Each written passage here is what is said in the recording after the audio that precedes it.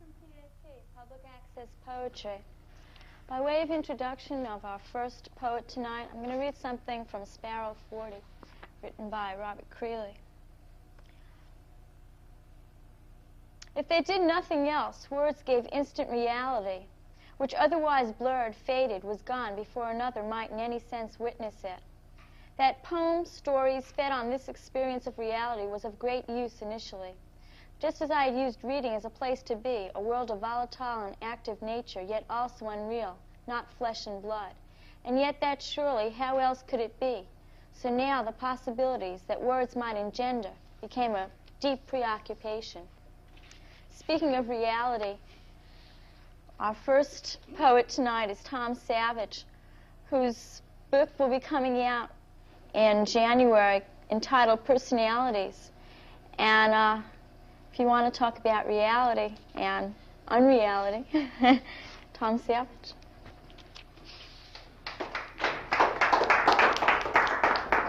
Oh, this peculiar thing. Dum-de-dum. Welcome to your body. We can accommodate the truth in this single occupancy room hotel. The linen is changed daily. Often the landlord himself appears to exchange operatic pleasantries over rent. For a furnished room, it's not really bad. There are trees in a garden below. You are not allowed into that garden, but you have a window from which it can be seen. When the sunlight hits the glass at the correct angle, you can even mistake a pigeon for a blue jay.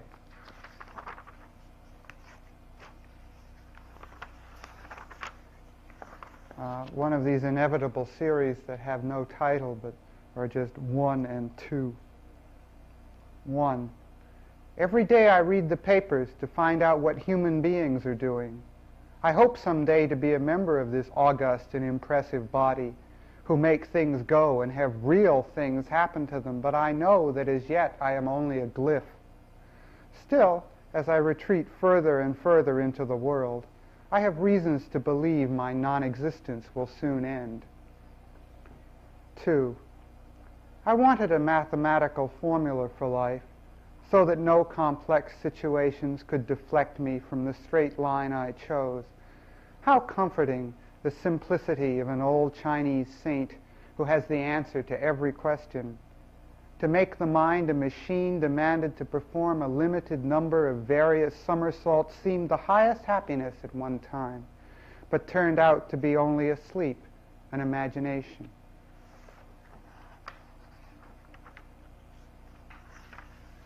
Writing. If you store enough knowledge, eventually you'll start throwing up until you're left with your stupidity in your library. These will never desert you, not even for a moment, unless you count sleep as time.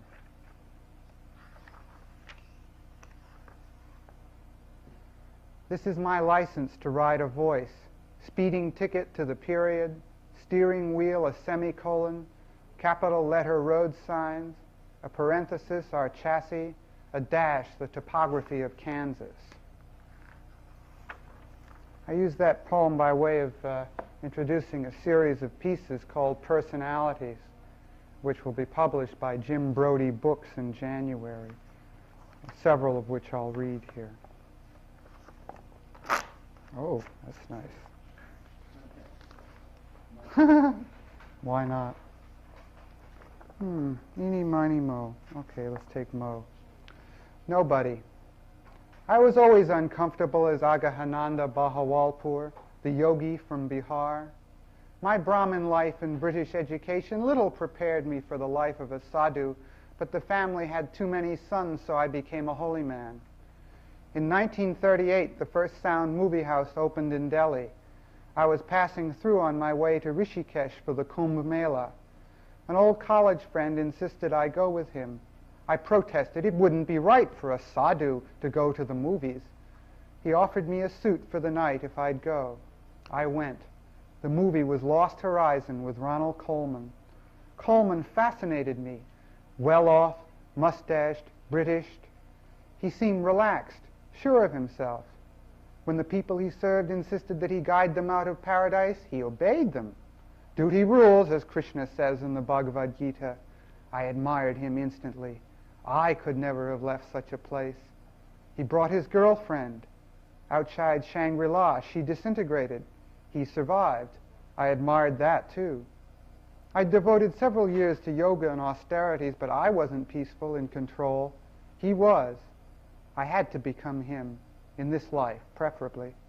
I went to the Kumbh Mela, but avoided the celebrations, the gurus, only went once to the Ganges. I lived in a cave, worked hard on samadhi, learned to make things move, go without food, all of that. In a year's time, I was ready. I left my body and became Ronald Colman. At first, Hollywood seemed hectic, but film acting proved easy. I forgot my yogi life after a few days. I absorbed Coleman's past quickly. I spoke perfect English. My speaking voice sang. I got fan letters from insane teenage girls. My life was everything I could wish for. I grew older. In the early 50s, I made a funny little film called Champagne for Caesar, in which I played an omniscient man invited onto a TV quiz program. When I did a TV series called Halls of Ivy, it was a college professor, nothing cheap or stupid. In 1958, after 30 years of stardom, I died. At the age of 67. Not bad. Lived longer than I would have as a sadhu, unless I'd become very holy or very smart. 6 months after I died, my wife remarried. I bear her no grudge. My problem is, I'm stuck in limbo. The soul I displaced claims to be Ronald Colman, and the body of Agahananda has been gone too long for me to claim it.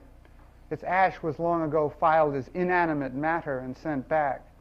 You have to have a body or some ash to show to get into heaven. Either I must return to earth in search of a body or remain in limbo. The life of a hungry ghost doesn't appeal to me, so I'm here. If you come across anyone who can help me, please let them know where I am. No need to go out of your way, but I would like to return to some more or less real existence soon. Have I got time?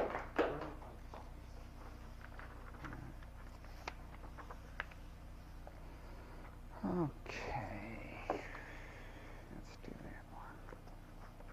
This is another one from the same series, I hope. Yes.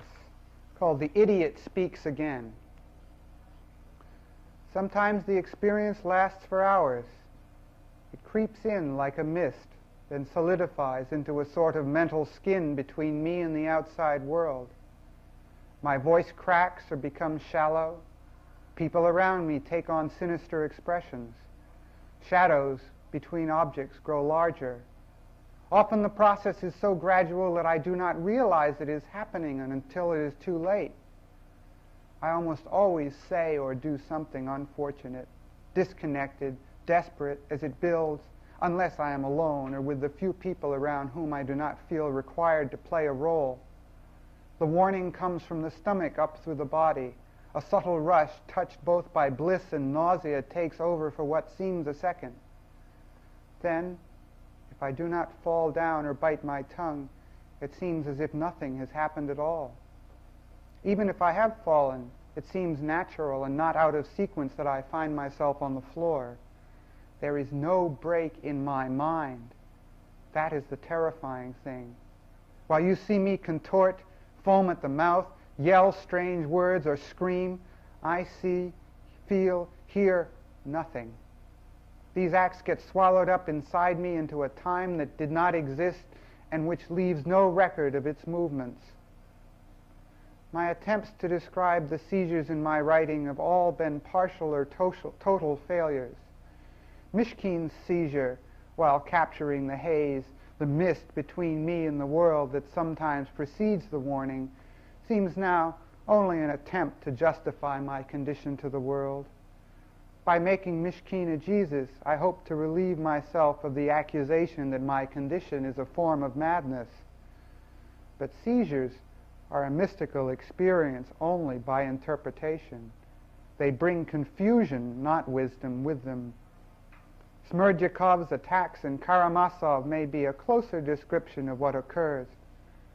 But the break in the mind, the empty space that swallows its blood up after so much that has not occurred has happened, this I have never been able to explain or to communicate to anyone. How are we doing on time?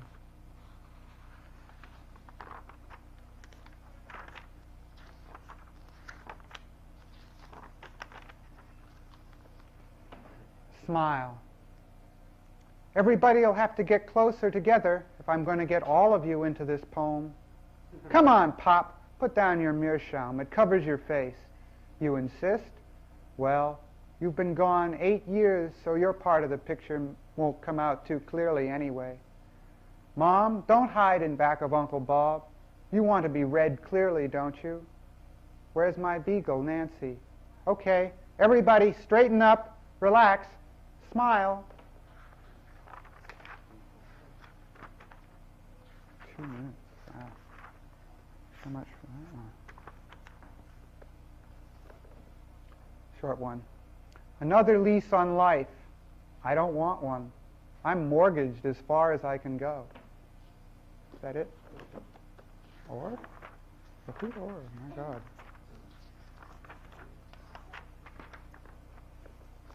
I don't know if you remember a man named Philippe Pettet who did a wonderful thing 3 years ago. Cher Monsieur Pettet, you brought down the clouds with your dance between towers. The capitalist monstrosity faded before your face. Then you lay out on the wire, 1,000 feet from the ground.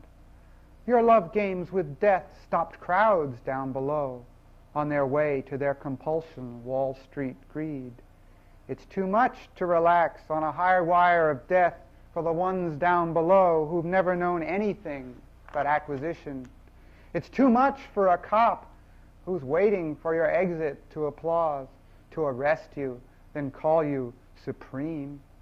It's too much for the DA who's known nothing but rules to watch you juggling with life from his second-hand stand, then to suspend the old laws as you beat old man gravity and let you off saying only, you must fill Central Park for children.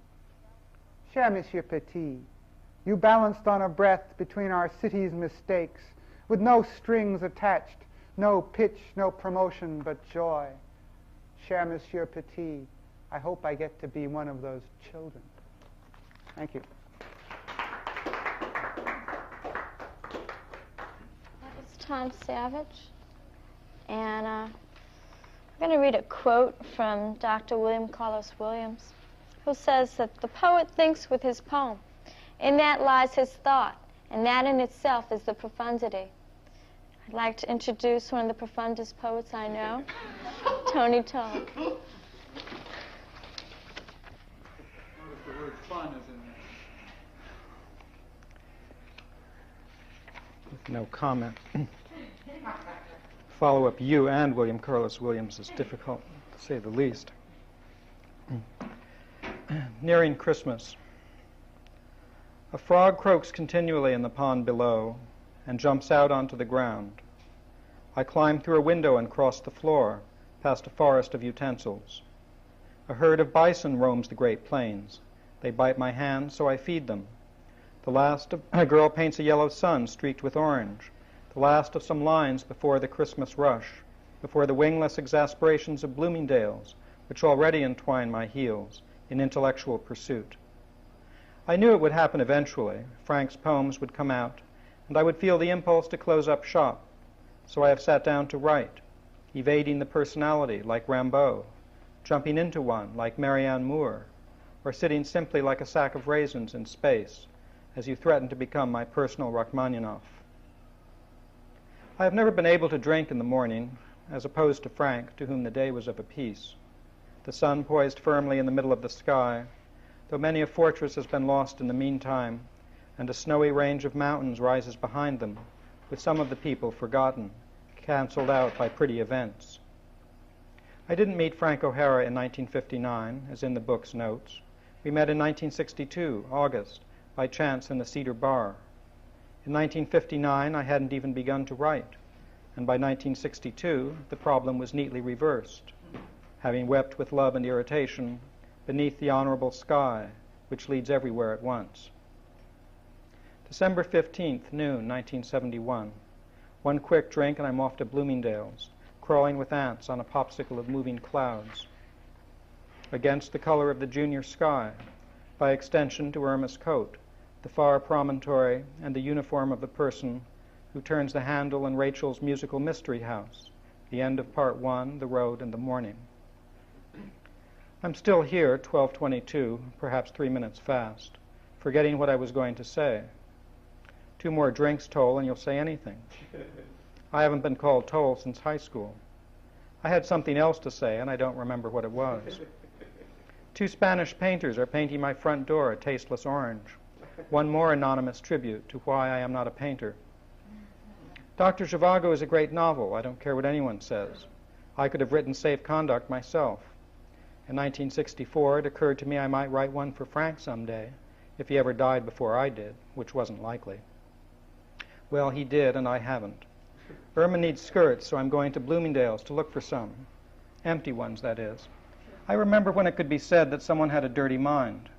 No more hopeless and antiquated than having, say, the mind of Henry James. The woman's place is in the novel, Henry James. Who would be sipping something more exotic? But I have really got to go, out through the door, to the facts of life. My life, at any rate, is more oblique than Frank's. What have I ever said to the sun, for example? What did I ever say to Frank, for that matter, brooding on the promontory of my early poetic development, silent and self-preoccupied, garrulous and self-preoccupied? Not that anything's changed too much. An aging Frank O'Hara Award winner, jumping from ice floe to ice floe, a step ahead of a horde of younger practitioners, to whom I nevertheless occasionally turn and shout some advice. Which is not to have a mistaken notion of your biography. No event in your life is of the slightest importance, but there is nothing you cannot use. The unceasing events of your boring life occur only for the success of a particular poem, awaiting your efforts on a horizon. For instance, it is supposed that I am drunk at a party. I walk unsteadily into the foyer, where Joe, Jane, and John are putting on their coats. I stand there for a moment, breaking the alliteration, then find my way back, staggering with the implications, to the hors d'oeuvre of the infinite room, which I have chosen from the swirling elements, from the actual events, stories, and people. I don't see clearly the swirling elements. I am made up of those elements. It would be better to live over a dyke bar than under one. Like poetry, they perhaps at worst only confuse 2 specialties, itself with life in poetry's case. Finally, I have gone to Bloomingdale's, and I am back. You call that lyric, you big bag of shit? I am not talking to myself, or in that manner to a great poet of the past. That must be Frank talking to me. I am at last fully awake in this mortal life, for the few years in the middle, and I keep myself opaque, and I don't regret it, on the promontory. Frank, you've got to help me. And there is an answer, but not at this moment.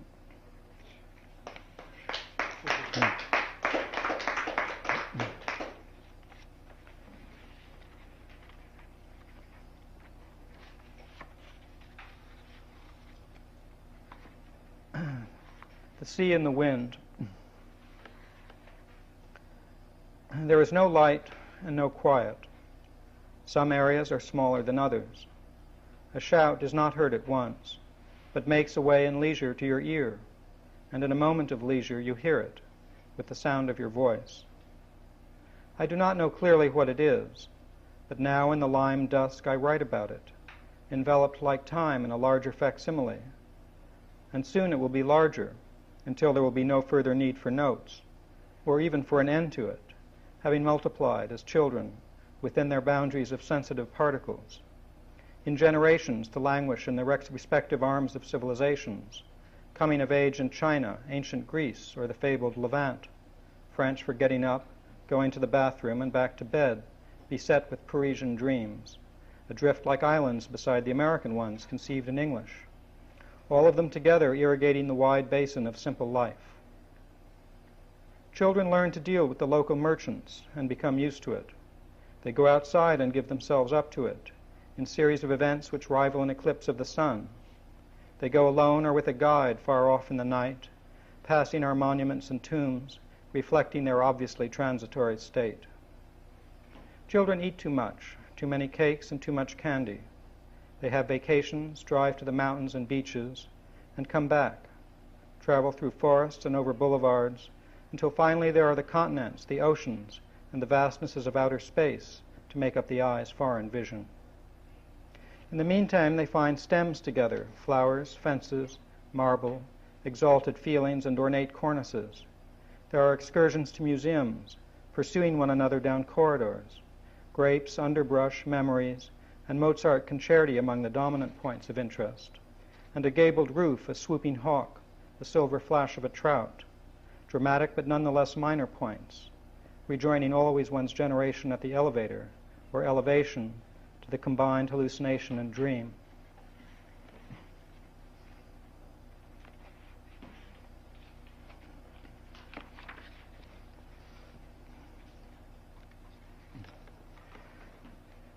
The following poem was written in 1973.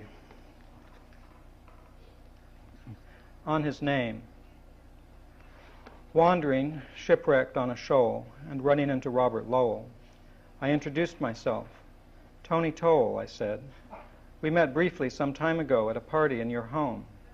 We have differences in style and sensibility, but a general goal, to distill from the distraction and trouble of life as a whole what we think of literary interest before interment and alone. He replied that that was not his role, that he preferred not to speak since it was not his poem, and the conversation broke off near the Knowles Island foam.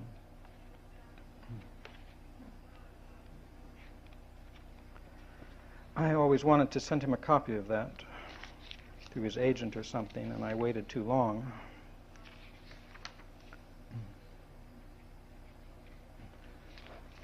Rhapsodic Fragments in Islip for John Lund and Dave Kelly. In earlier years, I could walk through the dirt, unequivocally like myself, seen exactly as the equivalent. Clean green palms arching over the set, which is where the observation comes in without the honesty of keeping up one's interest but nothing else in the mauve manner of the decadence. Only a photography of tiny leaves and a wig for the gray puppets of photography along the way to holding the puppets. It looks like whatever comes through the screen and can be like the sand does. It doesn't mean sitting through all of it, a midget weight on the rug on the unvarnished truth of floor, of Persian colors we have all seen wash the ragged sky, and desist, attention distracted unwaveringly. Jazz plays, cut back in the black far 50s, listening to the rest of the past, forget itself with pat necessity. Goodbye to it tugging at my sleeve through crowded telepathic developments, not just the 50s, my gelled blue decade, or black from its beginning to today. I will not describe it as not being there, a minion not of Negro blackness, deservedly itself, but of the true invisible material that is oneself, feeding pigeons in a photographic square, making you unique, with better prints developing, a procession headed by me, editing the window of inner sight I have had to alternate with something, and discard for nothing, which under the influence of nothing I see in quotes while everyone else is talking. I could almost talk again, and what is wrong with those fabled speaking mirrors I used to say were realistic as minutes, coolly developed by the past, while I do myself a favor within an inner vision of names for itself, with other photographs awakened, describing you as a guest for a weekend, who only mumbles, not stays on in the path of a mirror, held up like a hand, a pair, which beat the ace. I wish that I could stay and finish, subsiding coins within a honeyed sea. I wish that I could say that I was finished. I wish that I could take a six-pack up to the beach and sit and think about life, a self-reliant and bottomless person, although, as if I did, I wouldn't hear of it. What's the time, story? I will read 3 approximately minute-long poems, and then you're on your own to fill the rest of the time. I'm not going to scramble around for a 2-line poem. It is some sky alone that gives you the ideal impression that you have been distinctly born into this bunch of unions of things, ringed with nervous spiritual fillets a public could not hear of, while the trumpeted fabric of verse thwarts the rust of air, and prods the moonlit song to aspiration, directed above the yearly rod sticking out from cement still soft from the 60s, and covered with tarpaulin like lasagna. I settle on earthen life as a gourd bursts in seeds and plants around itself a similar view. Now I am a marvel as the moon begins to shine, and now I ride the wires, a voice rampant on the phone, which otherwise would go about its business, the moon parallel and full. A mind like coffee basks in solitudes that were never authorized to haunt so many thoughts at once. I recognize Beatrice, liberated from Dante, and liberated from good taste, I clasp her feet, as if the muse would stand for such things, even by an exquisite waterfall on a vase of chrysanthemums, as a plane takes me away forever, alone and devoid of ambition, or rather of the ways to fulfill it, a prostitute lost in a hailstorm of profitless factors, and the next day wading through the slush with a heart of gold, belonging to some idiot who clasps your feet longer than is necessary, just enough to ensure the two traditions I can maintain, the querulous and the innate. For a decade and a half I've gone along with my nerve, so with an Oriental title that could just be it, but I plod on and off, to those bottom lines, transitions manifesting themselves through the biographical information, since those facts abound, among those, and some in italics, among those that made you start, before you could make it art, by means of various pieces of business, abstracted in surgical serenity. I get up at last to go, one of the bottom lines, with perhaps not too much left for the part which is left, and the part which isn't was to have this part. Thank you.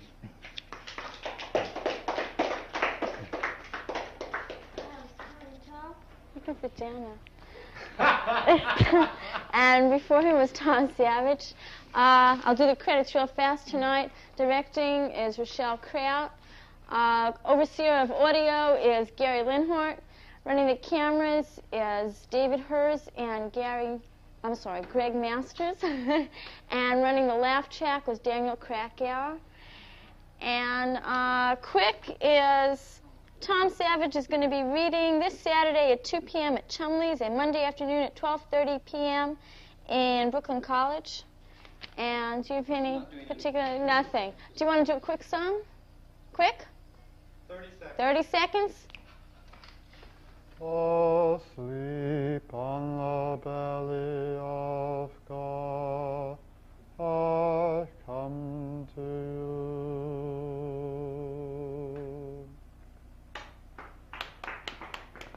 1/6 of a song.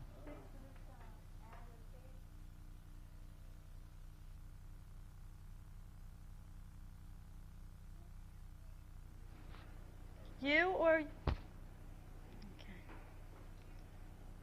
It's not on. Good evening from PAP, Public Access Poetry. Our first guest tonight hails from London, England. Simon Pettet is a guest to America, and most specifically to the American poetry scene. PAP would like to welcome our first guest to New York, and we ask the audience to open their ears and minds to Simon Pettet, a brother poet from across the sea.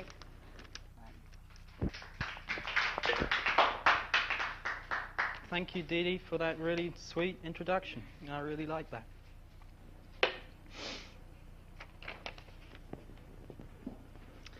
Sick so, broken so, carrying your dirty washing upon my back, hard so hard to stumble with short steps, with broken glass upon the ground that I walk, that I pick my way across. So I dodge the wicked words that you try to trap me with, so I refuse to fall, so ever upright. Loving you is not easy, loving you is not. Simon Pettet. And our next guest is a member of the world-famous Flying Carey brothers. Steve Carey performs daredevil feats with words. Now on our center stage, up above your heads, on the trapeze, Steve Carey will now dazzle you with his tricks. Steve Carey. Thank you. Actually, Simon gave me an idea. He was reading poems of just arriving. And since I've just re-arrived, I'm going to read a poem. Well, I'm going to write a poem. That I started on the jet, actually. Coming from California.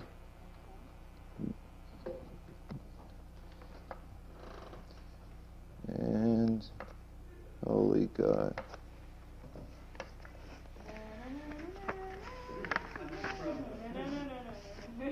It's worth it.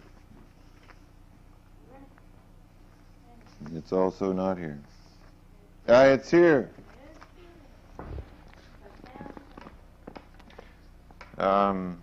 It's called Slow Mo for Ted Berrigan. In fact, actually, you should go into slow mo. I didn't know Ted Berrigan would say something. Big end of the movie, blowout welcome, rolling down the street. Idea of street, an hour and a half tops away. Idea of everything, really, as I, banking in a slow drop, watch a dawn bump up at the far line. Another idea. Others. I write them down, then decide not to do it anymore on plane rides. After I write, airborne ideas seldom get off the ground. Welcome, though. What a great idea. That was about coming to New York. Meanwhile, thought I'd read some from a book here.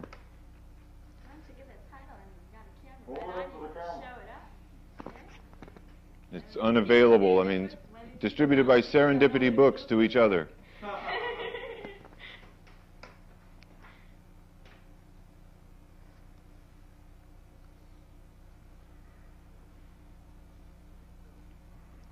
A pill, and much invoices me, to shit and endurable excitement, important to a late night, slow rain, thirst, and no appetite, although I'm endlessly attracted. Such as the word invoice. Shall I enjoy it or shall I talk about it? I'll do both, and it won't be the first time, but it will. Drip, leak, quick, quick.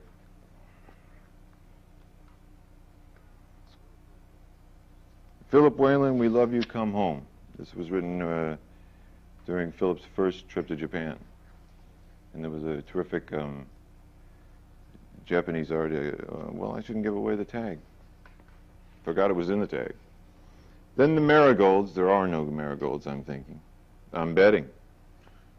Remind me of paint. A war of paint. What a war? Like a city. Can a park, not an ultimatum, be a reprieve, not a suggestion in a city? Not an ultimatum? Sure. Can you possibly avoid thinking green? Aster on your fence, your marish marl, it's aster. Same thing. What a city, what a park, what a bush, what a baby. I ran into no one outside the Diang, the Japanese art festival, painting, ceramics, and sculpture through February 19. Philip Whalen had a way of showing up in Golden Gate Park no matter where you were. If you decided to take a walk, he would be there, and then if you keep walking, he would suddenly arrive again. And I saw this exhibit and didn't run into him.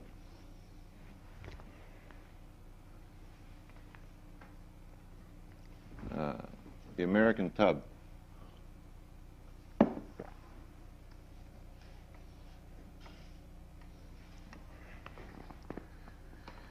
The birds are the American Tub. The birds are really something. So's the gray. The belt of freeway, its sound constantly telling of my absence, which is a lie so terrific I have to go to the bathroom. When I think of it, I am thinking of a mouth surrounded in gray. So actual and so impossible, like the birds, but like the freeway, I can never... It's a confusion without a bit of dizziness.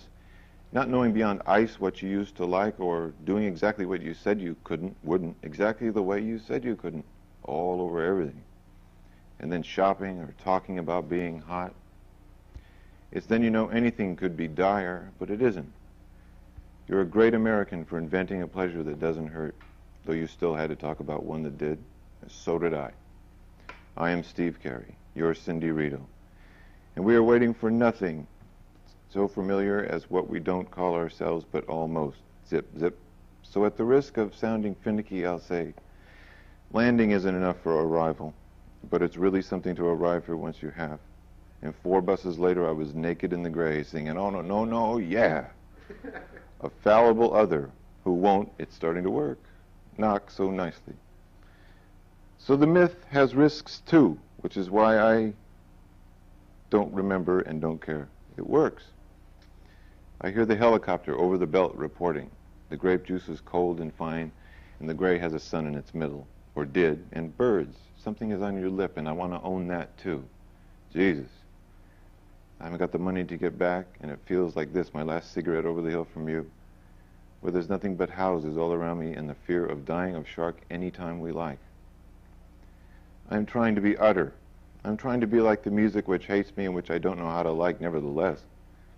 You're swacked in honor of what you like, however. I'm either glad or wish it was me.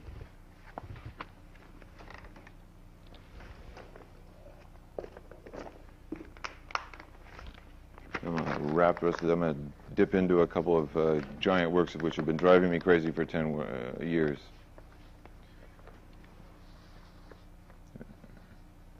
This is from one called Tuck and Roll, which is a type of upholstery that guys used to have done in Tijuana on their cars. Yeah, it's a California status symbol, puberty status symbol. 1. The last, as you may know, dispatched this day, have it in the glimpse. 2. Past intact, our chairs too announced that sanction for a plan over none than the man who has it to prefer. And then the photograph soon famous of one in general watching, though with such purposes few found cast within the name, that there has ever since meant whatever no names closer faces couldn't, or, if you made it, was. This is the second longest sentence I ever wrote.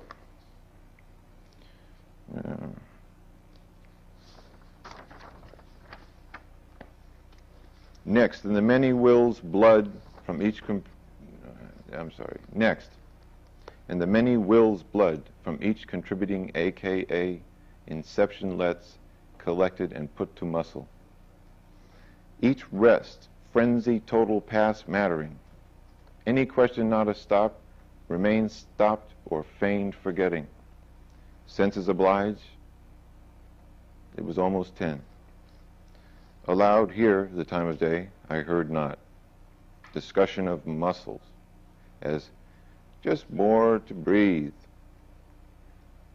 And is that a fact? Rarely. Under control, in black, and black left before surface, where dies the count, the word, the music. Moods laid overlay for one on picture's soul of first serving pictures, enviable concerns, and tenseless upcoming. A stuck event displacing all but the shape.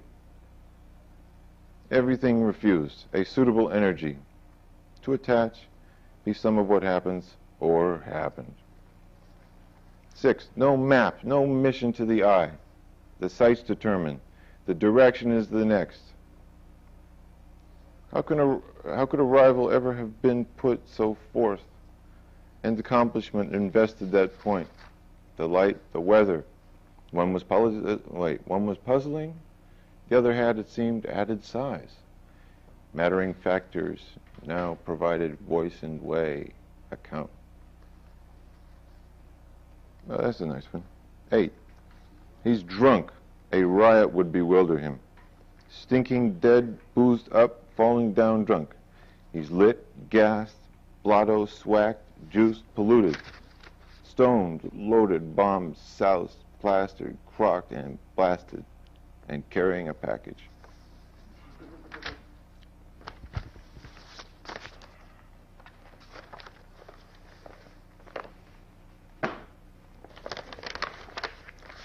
The sound of one poem falling. This one, I thought I'd been working on a novel all night long, and Minutes or seconds? I like to say, I've been working on a novel all night long. So I started this poem, and I thought the best way, if I really know what I'm doing, man, start it with a horrible pun. The poem is 90 pages long. It starts out, and the title is AP. I just want to get the first line in. AP, associative prowess. It's what you think of at the end of furious up all night, checking skies for signs of sunup over a glass of ice water, swallowing more pill. As the window wins, love at home in all this California, this follows the bouncing ball. You've got to be good. You certainly are awake. They seem to be the same on Tuesday today, don't they? How am I doing? When I breathe and count the minutes. Would you give me a sign, man? Then you give me the street lights. What can I say? Can't flap the sun back. No. All this determination is ruining my teeth. I have nothing to do with the day. I won't read that part. People put a lot of pressure on.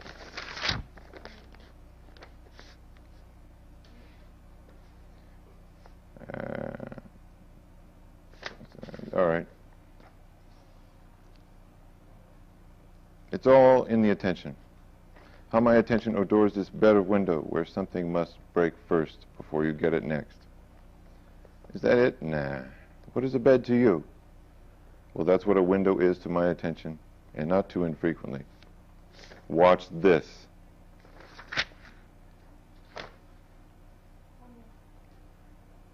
You're not watching? Really? Shit, I thought that was a great place.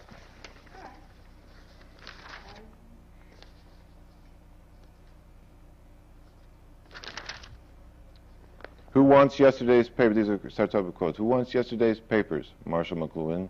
That's the quote. This tape will self-destruct in 5 seconds. Mission impossible. Barney is only doing his job when he hands out a parking ticket to the governor. Barney, Don Knotts. The governor tears it up, and that's that. Henri Durand, the French airplane tycoon, wants to fly off to a secret business deal. Burgess Meredith stands in for vacationing Hugh Downs. Burgess? Hugh. 2 hours, Channel 4. Note, remember to ask someone about 1956, also the Dave Garroway scandal some years later. Actually, if somebody does know about that, I wish somebody would tell me. I mean, I remember... He got found at a party with all his clothes off smoking marijuana. Is that it? No, that was the guy who played the DA on Perry Mason. Oh. Dave Garroway was Peace, remember? Yeah. But something... Is that it? Yeah. Sorry, Dave. She was found at a party with all her clothes off. With William Tallman. With William Tallman. Gee, okay. We done? I think we're sort of closing out. Well, why don't we talk for a minute?